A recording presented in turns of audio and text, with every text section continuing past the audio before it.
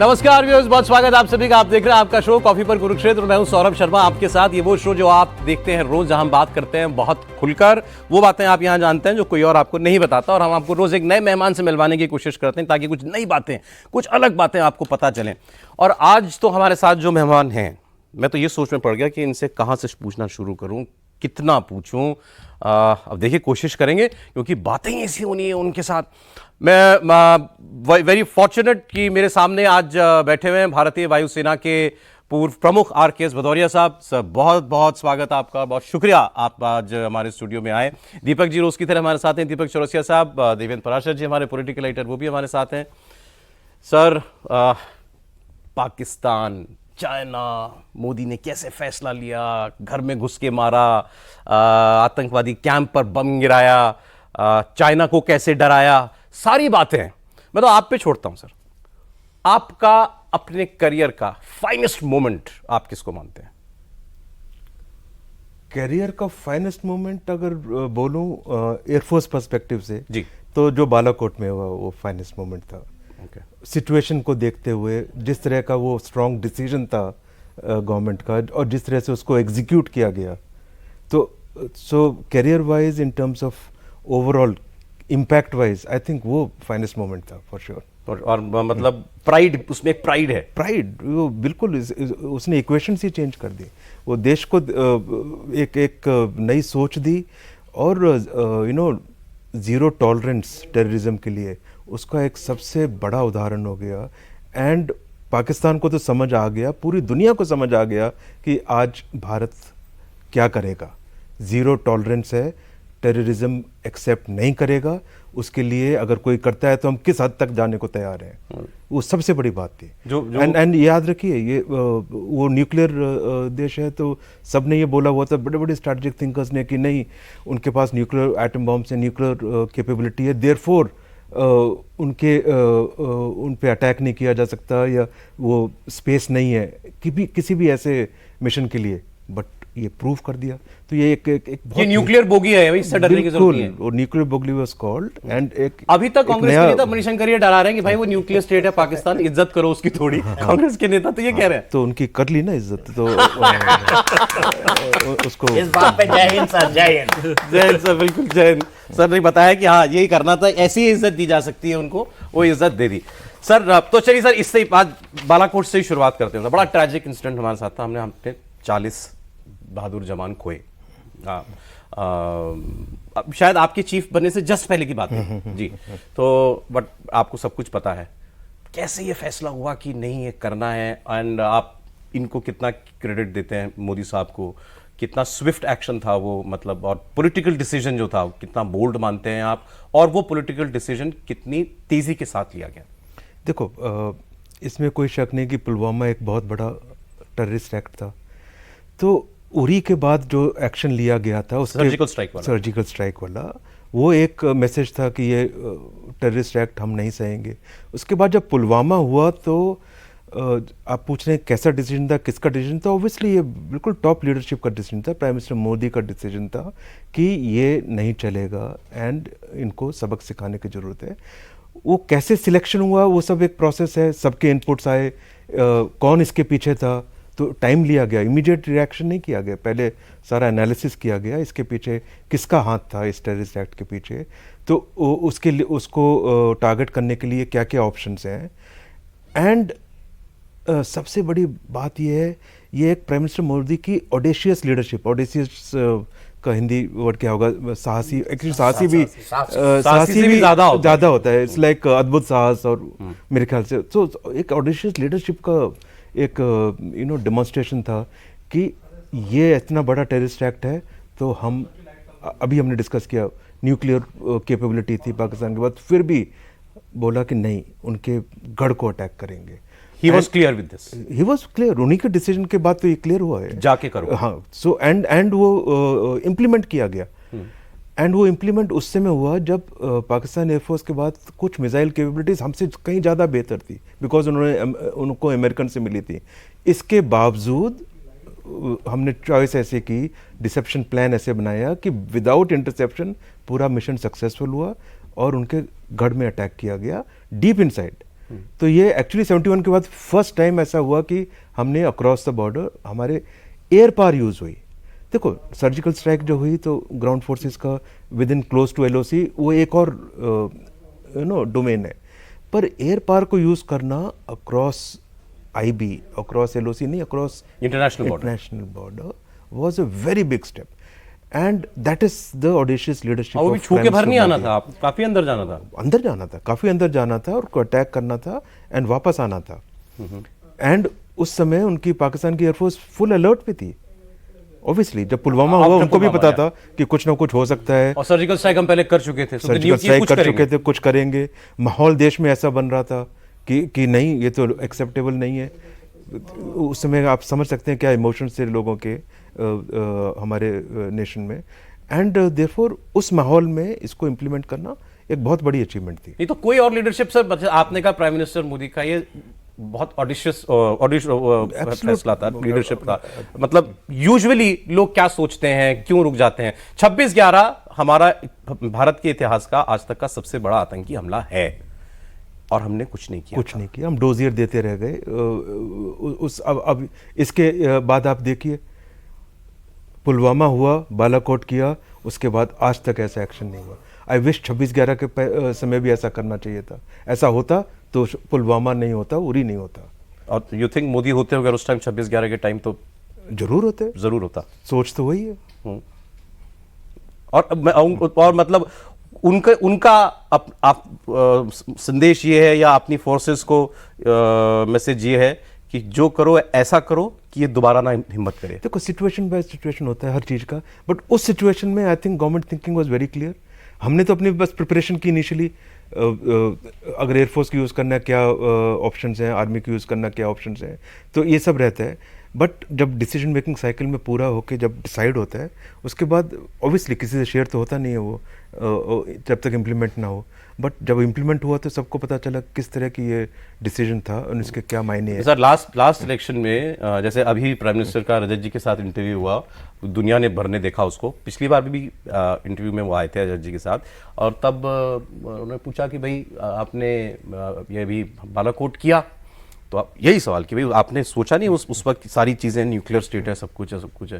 बोले पाकिस्तान ने सब तैयारी कर रखी थी, बॉर्डर पर सारे टैंक वैंक सब लगा रखे थे, अपनी टोपे वोपे सब उसने बॉर्डर पर लगा दी थी, क्योंकि उसको पता था हम पिछली बार उरी के बाद हम लोग ग्राउंड फोर्सेस गई थी, हम बजरंग बली के भक्त, इस बार हम मुड़ के चले गए।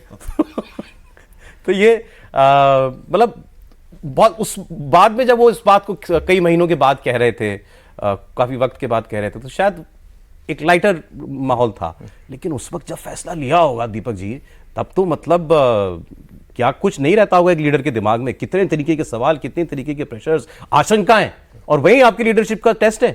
मैं आपको बताऊं, करगिल वॉर, मुझे याद है करगिल वॉर 1999, मैंने ही सबसे पहले खबर ब्रेक की थी कि करगिल के अंदर इंट्रूजन हो गया है, जॉर्ज फर्नांडिस का स्टेटमेंट लेकर सप्रो हाउस में। उस वक्त भी LOC नहीं क्रॉस किया था करगिल में हमने, बहुत बड़ा डिसीजन था। उसके बाद ये एयरफोर्स ने उनका एयर स्पेस में हम गए नहीं थे। जी, और हमारी ग्राउंड फोर्सेस भी नहीं गई थी। तो ये सोच लीजिए कितना बड़ा डिसीजन होगा। ये बालाकोट एयर, वो तो ऐसा देश है ना, हर किसी को डिसोन कर देता है, नॉन स्टेट एक्टर्स। हमारे है ही नहीं जी, ये तो है ही नहीं, हमारी फौजी नहीं है, कुछ नहीं है। और रिटायरमेंट होने के बाद उनके ISIs जनरल्स बोल चुके हैं कि हम ऐसे करते थे, मुशर्रफ बोल चुके हैं कि हमने ये किया।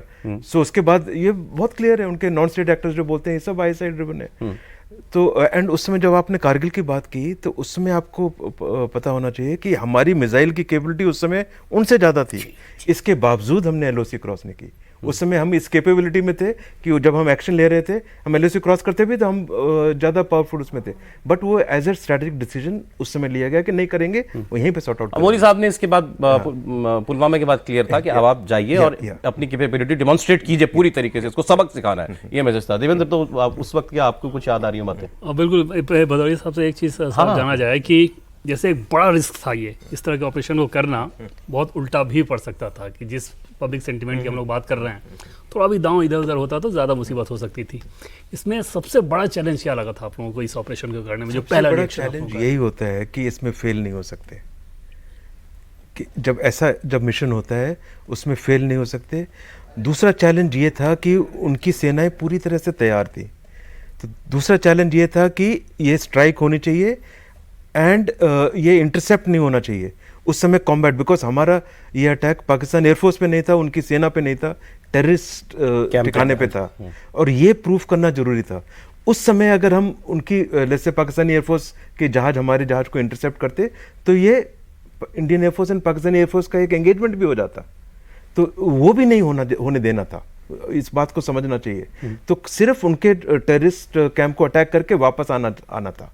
तो ये सबसे दूसरा चैलेंज था। लेकिन सर अगले दिन तो हो ही गया। तीसरा चैलेंज ये था कि उनकी केपेबिलिटी हमसे ज्यादा थी actually air to air missile की। तो अगर इंटरसेप्ट होते तो उनकी केपेबिलिटी इतनी थी कि ये इंटरसेप्शन से हमारा मिशन प्लान इफेक्ट हो सकता था। अरे मैं इसके बीच में, क्योंकि मुझे बहुत ख्याल रखना पड़ रहा है कि सब कुछ समेटना भी है, तो उस वक्त मुझे याद नहीं किसका स्टेटमेंट था, इलेक्शंस में किसी ने, बीजेपी के सीनियर लीडर ने कहा था कि अगर हमारे पास उस वक्त रफेल होता तो शायद हमको इतनी दूर जाने की जरूरत नहीं पड़ती। दो चीजें, रफेल होता तो इतने अंदर नहीं जाते, बट अंदर जाके सेम टारगेट अचीव करते, वो एक। बट जब दूसरे दिन पाकिस्तान एयरफोर्स का काउंटर अटैक हुआ, जब अभिनंदन का एयरक्राफ्ट उसको इजेक्ट करना पड़ा, वो सिचुएशन नहीं आती, क्योंकि फिर हमारी कैपेबिलिटी एयर टू एयर में पाकिस्तान से अच्छी होती, इक्वल होती है, और कुछ एरिया में अच्छी होती। तो वो जो हमारा एडवर्स रेशियो था कैपेबिलिटी में दूसरे दिन, वो सामने नहीं आता, वो हम उनकी एयरफोर्स के ज़्यादा जहाज गिरा सकते थे। तो दूसरे दिन उसका सबसे बड़ा उपयोग होता। ऑल्दो पिटा तो दूसरे दिन ही पाकिस्तानी था। हमने उनका जहाज गिराया, अभिनंदन का जहाज जो है वो उन्होंने गिराया, ये बात ठीक है उन्होंने, लेकिन जैसा मैंने आपसे कहा ना, देश ही ऐसा है। कारगिल में फौजी मर गए थे, अपने फौज के लोग मर गए थे, उनकी डेड बॉडीज क्लेम नहीं की आज तक उसने, उस देश ने। उनका प्लेन F-16 गिर गया, उनके पायलट की डेथ हो गई, आज तक वो इसको एक्नॉलेज नहीं करते, इस बात को मानते नहीं है। ये तो उनका ये तरीका रहा है उनका, अपने कोई लॉसेस को वो क्लेम नहीं करते। बट हमने उनका F-16 गिराया था, हमारे पास टेक्निकल प्रूफ था, उसने मिसाइल फायर किए, एंड वहाँ से उनके ISPR की स्टेटमेंट थी 2 शूट से के, तो शूट्स का उनकी तरफ से वीडियो है, उसकी उन्होंने पुष्टि की है कि वहाँ से 2 शूट्स थे। सो ये सब सर्कमस्टेंशियल एविडेंस देखो, टेक्निकल जो डेटा है उसको देखो, तो वेरी क्लियर था। एक लाइन में कहना चाहता हूँ, सर ने करगिल की बात की, करगिल में पता है उन्होंने अपनी लाश नहीं ली, हमारे भारतीय सैनिकों ने उनको सुपुर्दे खाक किया। बिल्कुल, मतलब उनका अंतिम संस्कार की भाई, मतलब पूरे उसी विधि से, पूरी उस विधि से सुपुर्दे खाक किया। मैं शब्द का इस्तेमाल कर रहा हूँ, क्यों देवेंद्र? हाँ बिल्कुल सौरभ, और एक चीज़ जैसा कि सर सौरभ बता रहे हैं, सोचिए कि कितनी गंभीर बात है ये, उसको अगर देखा जाए कि सर ये कह रहे हैं कि एयरफोर्स के मिसाइल के मामले में वो हमसे आगे थे, बिल्कुल, और ये कंसर्न था हमारे एयरफोर्स को। हमारी लीडरशिप तब क्या कर रही होगी सर, क्योंकि आप लोग तो लगातार इस बात को ब्रीफ करते होंगे ऊपर कि भाई देखिए पाकिस्तान जैसा पिद्दी देश हमसे आगे जा रहा है इस मामले में, और हमारे लिए वो कंसर्न हो रहा है। तब की लीडरशिप रही होगी, क्या उसका ध्यान नहीं था इस पे? पहले की लीडरशिप, ये देखो करीब ऑलमोस्ट 15-16 साल से हम एक जहाज खरीदने की कोशिश कर रहे थे, जो मीडियम रेंज MMRC है, जिसके तहत रफेल को शॉर्टलिस्ट हुआ। तो ये 15-16 साल का एक जो प्रोसेस था, फाइनली नेगोशिएशन हो गया, सब कुछ कंप्लीट जब होने वाला था तब अटक गए, एंड जितनी ये पूरी मेहनत की थी वो बिल्कुल जीरो हो गई ड्यूरिंग कांग्रेस सेकंड गवर्नमेंट। हाँ, during before 2014, before Modi government. And जब मोदी गवर्नमेंट आई तब एक गवर्नमेंटल लेवल डिसीजन हुआ, अगेन इट्स लीडरशिप डिसीजन, कि नहीं ये बहुत जरूरी रिक्वायरमेंट है। वो जब पूरा जीरो हो गया तो इसको गवर्नमेंट टू गवर्नमेंट एक अरेंजमेंट के अंदर आपने नेगोशिएट किया था, नेगोशिएट किया, हाँ, इसलिए मुझे इसका पूरा पता है। एंड विदिन 2 years वो साइन हो गया कॉन्ट्रैक्ट। उस वक्त कितना ह्यूमन क्राइम मचा सर, उस वक्त कितने लोग चिल्लाए, ये हो गया, करप्शन हो गया, फलाना हो गया, वहां का हो गया, वो सब ऐसे बेबुनियाद, एब्सोल्युटली बेबुनियाद। प्राइम मिनिस्टर मोदी वाज अनफेज्ड कि कोई परवाह मत करो, लेके आओ। मुझे तो पता है, मेरा नेगोशिएट किया हुआ वो सब बेबुनियाद था। It was the best deal we could have got. Absolutely उसको 2 हिदायतें थी, प्राइस उससे कम होना चाहिए एंड टर्म्स बेटर होने चाहिए, ये गवर्नमेंट की हिदायत थी, जो इंटर गवर्नमेंट एग्रीमेंट होना था, और वही अचीव हुआ। इसलिए जितना भी इन्होंने शोर मचाया है, जो भी किया, सब कुछ चेक हुआ, कुछ भी नहीं निकला। और सर ने कहा, वेरी क्लियर, पाकिस्तान जिस दिन आया मार खाने के बाद, उस दिन अगर हमारे पास रफेल होता तो मतलब हम बहुत दूसरे दिन अभिनंदन को इजेक्ट करने की जरूरत नहीं पड़ती। सर एक चीज, उधर के इजेक्शन और बढ़ गए होते। सर एक चीज राज आज तक ये नहीं खुल पाया, वो रात क्या हुआ, जो एक रात अभिनंदन पाकिस्तान में रहे, विंग कमांडर अभिनंदन, तो 24 घंटे के अंदर अंदर पाकिस्तान का प्राइम मिनिस्टर अपनी पार्लियामेंट में कह रहा है कि हम उनका पायलट वापस कर रहे हैं। ये तो पाकिस्तान नहीं है, ये तो वो है जिसने करगिल की वॉर में हमारे लाशें नहीं क्लेम की थी। नहीं, हमारी कितनी ब्रुटैलिटी से हमारे एक एयरफोर्स फाइटर पायलट को उन्होंने मारा था। सौरभ पालिया जानता है, सौरभ पालिया। तो मतलब कैसे हुआ ये कि वो पाकिस्तान 24 घंटे के अंदर वापस कर गया? कुछ चीजें राज ही रहनी चाहिए, पर उसका रिजल्ट देखना चाहिए कि दूसरे दिन वो आ गया। चलिए मैं पूछता हूँ इस सवाल को। ऐसा कहा जाता है, उस समय हमें गवर्नमेंट मिशनरी से थोड़ी छनका सामने आ रही थी, कुछ एजेंसीज के मार्फत जानकारी मिल रही थी कि पाकिस्तान को ये डर था कि उस दिन कराची पर भारत एयर स्ट्राइक करने वाला है। ये बात सही है? पाकिस्तान को बहुत सारे डर थे, और जो गवर्नमेंट की जो बालाकोट का डिसीजन इटसेल्फ एंड हम आगे कितने तैयार थे वो उनको समझ आ गया था एंड समझा दिया गया था, उसी कारण ये सब हुआ। तो जो मोदी ने जो डिसाइड किया, जो किया, अब क्या क्या एक्शन लिए वो रात को, तो हम कुछ भी करते अपना पायलट वापस लाने के लिए, हम कुछ भी करते, ये क्लियर है। बिल्कुल, ऑफ कोर्स। कराची में लाइट वाइट सब बुझा दी गई थी रात में, पूरा सन्नाटा कराची पसरा क्या, हुआ। उनके पूरे 3/4 देश में बुझी हुई थी।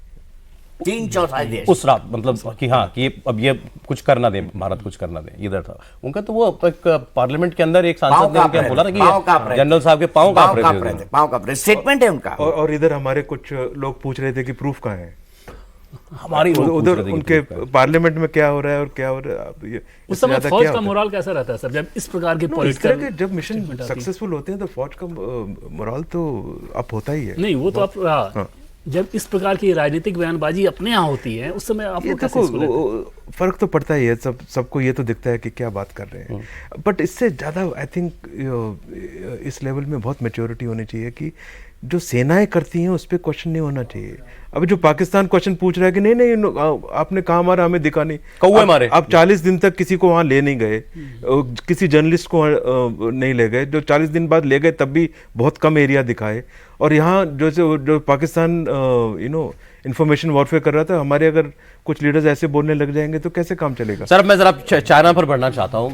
एक्चुअली आपके टेन्योर में गलवान हुआ, गलवान के बाद जो हमारा रिस्पांस था वो हुआ, हमारे 20 सैनिक शहीद हुए थे उस रोज। चाइना पाकिस्तान नहीं है, चाइना हमसे ताकतवर है, हमसे बड़ा देश है। पाकिस्तान को हमने कैसे डील करना है यह तो हमको हमारे प्रीवियस इतिहास से भी हमको मालूम है। चीन से हमने कैसे डील किया, हमने उसको वहां पर कैसे टक्कर दी, जवाब दिया। देखो, चीन से जब गलवान हुआ, जब हमारे 20 सैनिक शहीद हुए, तो उनके कितने हुए आप वो समझ सकते हैं। वो उनकी फिगर हमसे दुगनी थी लगभग। ये एक farmer air force chief on record बोल रहे हैं, ठीक है, हमारे 20 शहीद हुए तो उनके डबल, लगभग दुगनी थे। ओके, नाउ इस तरह का एंगेजमेंट हुआ तो हमारी सेनाओं ने कितना स्ट्रांग स्टेप लिया ताकि वो जो उन्होंने इस तरह की हरकत की कि हमारे अंदर आए एंड ग्रैब करें। उनका स्लाइसिंग का, धीरे धीरे आगे बढ़ने का, ये सब उनकी स्ट्रैटेजी रहती है। उसको वहीं रोका गया, ये एक बड़ी भिड़ंत हुई, उसमें ये हुआ। उसके बाद जिस रेट पे हमने फ़ौज को डिप्लॉय किया इंडियन आर्मी ने, एंड जिस रेट पे इंडियन एयरफोर्स ने सारे अपनी एक्टिवेशन की, हमने बहुत स्ट्रांग एक्टिवेशन एफर्ट लिया। मैं सुन रहा था आपने वहां रफेल लगा दी, उसने अपने वहां पर अपने बेस्ट जेट्स लगा रखे थे। उसने पहले हमने अपने जितने भी केबल जो ऐसे सिचुएशन में होना चाहिए सारे फोर्सेस मूव किए, सारे वेपन्स मूव किए। एंड जब रफेल, उस समय रफेल हमारे पास नहीं आया था, जब ये सब डिप्लॉयमेंट हो चुकी थी, फिर रफेल हमने फेरी किया। बिकॉज ये सब चल रहा था, हमने रफेल को डायरेक्ट फेरी किया फ्रांस से। नॉर्मली जब नया जहाज होता है तो हम हॉप करके आते हैं, तो हमने डिसीजन लिया जो इन इटसेल्फ एक ऑपरेशन रिस्क था, बट हमने कहा कोई बात नहीं, इसको लेंगे। तो हमारे कोई स्टॉप ओवर नहीं, सीधा लेके आए एयर टू एयर रिफ्यूलिंग के साथ। अच्छा। तो 2 बार एयर टू एयर रिफ्यूलिंग करके हवा में सीधा इंडिया में लैंड किया। एंड विद इन 15 डेज हमने इंडिया में रफेल पे फर्स्ट मिसाइल फायर की एज ए प्रैक्टिस, जो हमारे पायलट्स को देने के लिए। एंड 7th डे पे वो रफेल एयर में फ्लाई कर रहा था। सो इस सब को देख के वो चाइना ने भी अपनी और डिप्लॉयमेंट्स बढ़ाई, अपने स्टेल्थ एयरक्राफ्ट ले आए, वो सब बढ़ता गया। बट जितनी हमारी प्रिपरेशन थी, फर्क वहाँ है, सोच एंड जो इंटेंट थी वो चाइना को समझ आ गई थी। तो जब आर्मी ने क्विड प्रो को किया, वो एक बहुत स्ट्रॉन्ग एक्शन था, उसमें पूरी एयरफोर्स डिप्लॉयड थी। सर ये अब डिटेल्स में कहता है मिरर डिप्लॉयमेंट शायद मिरर एंड प्लस हमारे एक्शन बहुत स्ट्रॉन्ग थे। उनके 50,000 अगर वहां पर फौज थी, हमने भी लगा दी। बिल्कुल, वो टैंक लाया, हमने टैंक मूव करी, एंड जिस रेट पे हमने आर्मी को भी इंडक्ट किया एयरफोर्स एसेट्स के साथ, वो आज तक कभी नहीं हुआ उस रेट पे। तो हमारी कैपेबिलिटी आज की तारीख में चाइना को समझा दिया ये 62 नहीं है, अब नहीं चलेगा। तो ये एक आई थिंक लीडरशिप की दूसरी बहुत बड़ी अचीवमेंट थी कि चाइना को ये मैसेज दे दिया जाए कि अब ये 62 नहीं है, अब ये इस्लामी स्लाइसिंग का जो उनकी स्ट्रेटजी होती है अब नहीं चल सकती। नहीं, वो तो आप उस वक्त भी और अब तब से अब तक अपोजिशन बोलता है मोदी अब चाइना से डर गए, पिट गए, हमारे सैनिक पिट गए। नहीं, वो तो सब उनको समझ ही नहीं है इस बात की। फिर क्या आप लोगों को अभी तक क्या होता रहा है वो देखना चाहिए। अभी तक जो हुआ है वो तो इतना स्ट्रांग एक्शन था, उनको समझ आ गया आपका चाइनीज को। बिल्कुल। क्या किसी लेवल पे डोकलाम में जो हुआ, उसके बाद गलवान में हुआ, कोई सवाल नहीं है अब आगे चाइना हरकत नहीं कर सकता। किसी लेवल पे करेगा तो हम अपोज करेंगे। जी, किसी लेवल पे ऐसा फील हुआ क्या कि गवर्नमेंट लेवल पे टॉप लीडरशिप से जिस प्रकार की मजबूती चाहिए उसमें लेश मात्र भी कोई कमी आ रही है? नहीं, बिल्कुल नहीं, बिल्कुल इतनी फ्रीडम दी गई हमें, जितनी हमें डिप्लॉयमेंट करनी चाहिए थी, जैसे हमने जो एक्शन हम लेना चाहते थे, बिल्कुल फ्रीडम थी। मैं एक सवाल आपसे पूछना चाहता हूँ सर, उस इलाके में हैंड टू हैंड फाइट होता है, वहां पे हम हथियार नहीं चला सकते, और ये समझौता जहां तक मुझे याद है नरसिम्हा राव सरकार के वक्त हुआ था। ऐसा क्यों हुआ? क्यों? इसके पीछे क्या रीजन था, और क्या वहां पर भी इस तरह की सिचुएशन होनी चाहिए कि हम अपने आप को जो है डिफेंड कर सके गन्स के साथ, बाकी चीजों के साथ? देखो, ये उस समय हुआ था एक एग्रीमेंट, तो ये उस एग्रीमेंट के तहत ये था कि हथियार नहीं चलाएंगे, ऐसे नहीं लेंगे, वो सब हम भी फॉलो कर रहे थे, बट वो फॉलो कर रहे थे और उसके बावजूद वो ऐसे करते थे, इस्लामी स्लाइसिंग टाइप एक्ट करते थे। तो वो ये उनकी स्ट्रैटेजी होती थी। तो इस बार उसको रोका गया, और जब हथियार उठाने के टाइम आया तो हमारी तरफ से वो भी डिप्लॉय किए गए, उठाए गए। तो ये उनको समझ आ गया। सर आप हमारे लिए बड़ा दुश्मन कौन है, पाकिस्तान की चाइना? देखो, प्रैक्टिकली सोचा जाए तो आने वाले समय में चाइना को ध्यान रखते हुए हमें अपनी कैपेबिलिटी बढ़ानी चाहिए। चाइना को ध्यान, पाकिस्तान को अब हमें ज़्यादा सोचना भी नहीं चाहिए, उनकी अपनी इंटरनल प्रॉब्लम्स इतनी है, एंड अगर कोई वो हरकत करते हैं उसको हम आसानी से संभाल लेंगे। हमें अपनी मॉडर्नाइजेशन, हमें अपना जो कैपेबिलिटी बिल्डिंग करनी है, जो आत्मनिर्भरता की तरफ हम बढ़ रहे हैं, जो हमें अपनी सेनाओं को सशक्त बनाना है, वो चाइना को देख के बनाना है। वो हमारा रियल थ्रेट है आने वाले समय और हम बढ़ रहे हैं उस तरफ? बिल्कुल बढ़ रहे हैं, बिल्कुल बढ़ रहे हैं। सर पूरा फोकस उस तरफ है। सर एक बात जो कही जाती है कि भाई हमारा जो बॉर्डर इंफ्रास्ट्रक्चर था चाइना के मुकाबले कुछ नहीं था, क्या एक्चुअली 2014 के बाद से उसमें कोई ऐसी तेजी आई है, मतलब जितनी जैसी क्लेम की जाती है? तेजी जरूर आई है और बहुत तेजी आई है, बट चाइना जिस रेट पे इंफ्रास्ट्रक्चर बनाता है वो बहुत हमसे आगे है। हमेशा रहा है आगे। तो अभी भी अब हम उसमें कैचअप कर पाए हैं कि हम भी उसी तेजी से अपना इंफ्रास्ट्रक्चर बना रहे हैं। अभी तक तो हम इंफ्रास्ट्रक्चर बनाते ही नहीं थे, झिझकते थे। कई जगह जो इंफ्रास्ट्रक्चर बनना था वो शुरू भी नहीं हुआ, या शुरू हुआ उसको सालों लग गए।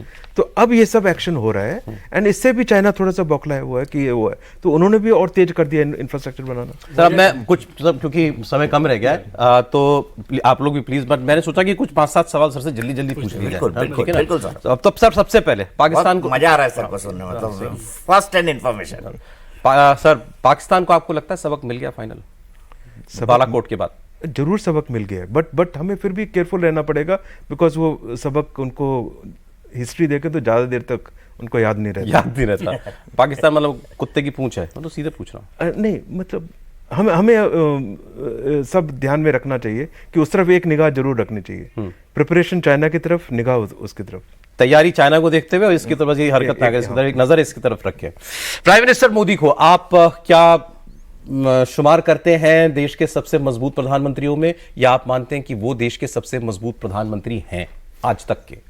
बिल्कुल, बेशक सबसे मजबूत प्रधानमंत्री हैं जो अभी तक हमने 10 साल में देखा, एंड जिस तरह की लीडरशिप एंड जिस तरह के डिसीजंस लिए गए हैं, बिल्कुल ऑडेशियस इन मेनी रिस्पेक्ट्स। खाली national security, defence forces and ये जो इश्यूज हैं इंटरनल सिक्योरिटी, इसकी बात नहीं कर रहा, दूसरे नॉन सिक्योरिटी डिफेंस एरियाज में भी देखें तो एब्सोल्युटली ऑडेशियस लीडरशिप। आपकी पार्टी, अब तो सर ने एक्चुअली बीजेपी भी ज्वाइन की हुई है, क्लेम करती है मोदी मतलब देश की सुरक्षा की गारंटी।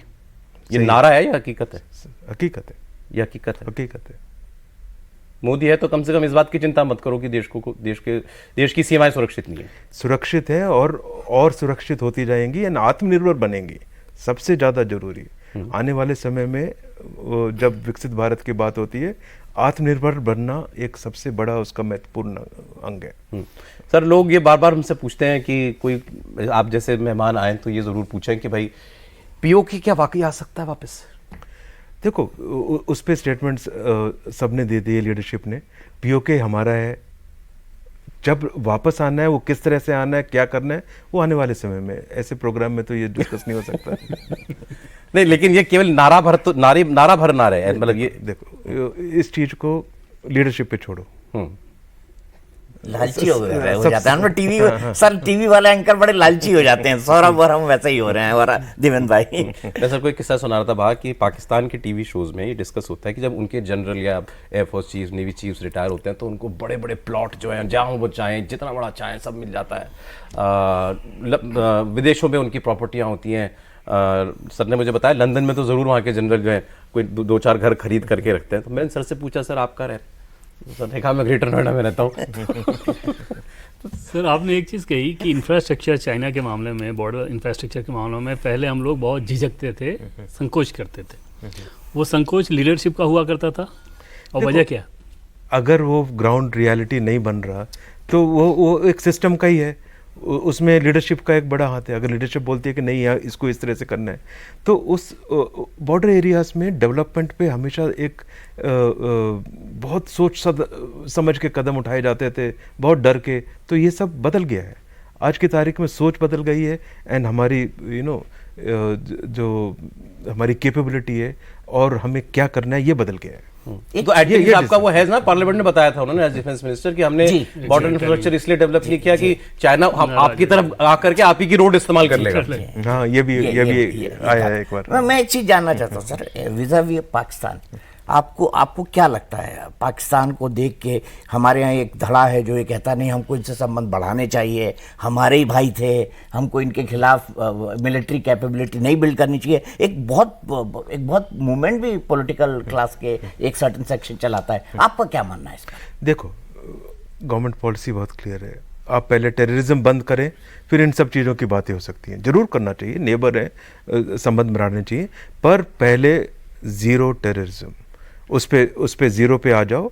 अपने ये जो ISI related non state actors ये सब करते हुए सब बंद करो, एंड फिर आगे जरूर बात होगी, आने वाले समय में जरूर होगी, पर उसको डेमोन्स्ट्रेट तो करो।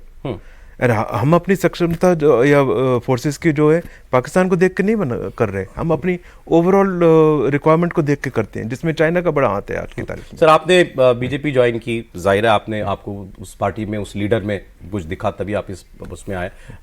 मैं आपसे ये पूछना चाहता हूँ, आप व्यूअर्स को ये बताएं क्यों मोदी को वोट करना चाहिए? आप अपना वो 40 साल का फौज का जो एक्सपीरियंस है, मैं उस नजरिए से पूछ रहा हूँ, क्यों मोदी को वोट? देखो, मेरा तो 40 साल मैंने फौज में काम किया, तो नेशन बिल्डिंग में, security wise and Indian air force में, तो वो चीफ तक पहुँचते मैंने सब तरह की चीज़ें देखी, सब स्टेप्स पे काम किया। पिछले 8-10 साल में जो मैंने देखा इस गवर्नमेंट के अंडर, वो जिस तरह की मॉडर्नाइजेशन हुई, जिस तरह के डिसीजंस लिए गए, जिस तरह की सेनाएं सक्षम हुई, कैपेबिलिटी बढ़ी, एंड जिस तरह की फ्रीडम दी गई, और अब जो आत्मनिर्भर बनने की जो ड्राइव है, ये सब आने वाले समय में हमारी कैपेबिलिटी को एक डिफरेंट लेवल पे ले जाएगा। रिटायरमेंट के बाद मैंने पहले तो 1 साल कुछ नहीं किया, फिर यूपी गवर्नमेंट के साथ डिफेंस कॉरिडोर में हेल्प किया, इंडस्ट्री के साथ जुड़ा रहा, स्पेस इंडस्ट्री के साथ उनके एडवाइजरी पैनल पे। फिर मुझे लगा कि इस सब से काम चलेगा नहीं खाली एडवाइजरी से, तो कुछ देश के लिए करना चाहिए दोबारा। तो वो सब सोच के, एंड जो गवर्नमेंट कर रही थी ये सब देखते हुए ये डिसीजन लिया कि मैं भी पार्टी ज्वाइन करके एंड लीडरशिप की टीम को ज्वाइन करके कुछ और कर सकूं। तो यही मेरी मोटिवेशन रही। सर से पूछ ले, चुनाव लड़ेंगे सर? नहीं, चुनाव लड़ने की ना तो बात हुई थी, जैसे जब मैं जॉइन किया, ना मेरी तरफ से ना उन्होंने बोला कि ओके ये सीट दी जाएगी। जो भी लीडरशिप डिसाइड करेगी उस फॉर्म में नेवर से नो, उस फॉर्म में लीडरशिप का डिसीजन है वो तो। सर बहुत मजा आया सर आपसे बात करके। काश और वक्त हो हमारे पास तो हम ये बात करें, तो कितनी कुछ बातें हम लोग और डिस्कस कर सकते थे। खैर किसी और दिन जरूर सर को फिर से हम लोग इनवाइट करेंगे और फिर से और उनसे बात होंगे। आज बहुत मजेदार बात हुई सर, बहुत शुक्रिया आपका दीपक जी, बहुत शुक्रिया देवेंद्र, आपका बहुत शुक्रिया। आप देख रहे थे आपका शो कॉफी पर कुरुक्षेत्र, आज बस इतना ही।